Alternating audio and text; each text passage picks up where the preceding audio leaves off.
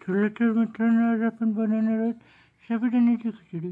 साबू भिजवल्यानंतर आपण घेणार आहोत कूट, मिरची आणि बटाटा. या पद्धतीमध्ये आपण गॅस चालू केलेला आहे. त्याच्यावर ही कढई ठेवलेली आहे आणि तेल टाकून आपण मस्तपैकी बटाटा परतणार आहे. आणि हा बटाटा परतून एक लाल प्रकारचा असा झाल्यानंतर आपण त्यामध्ये आपल्या चवीनुसार मिरच्या टाकणार आहे.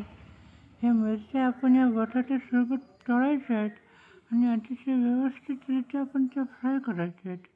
त्याच्यानंतर आपण साबुदाण्यामध्ये भिजवलेलं कूट टाकणार आहे, मीठ टाकणार आहे. चवीनुसार आपण कूट मीठ एकत्र करायचं आहे आणि ते व्यवस्थित असं किवचून घेतल्यानंतर आपण आपल्या खिचडीसाठी ते कढईमध्ये टाकायचं आहे.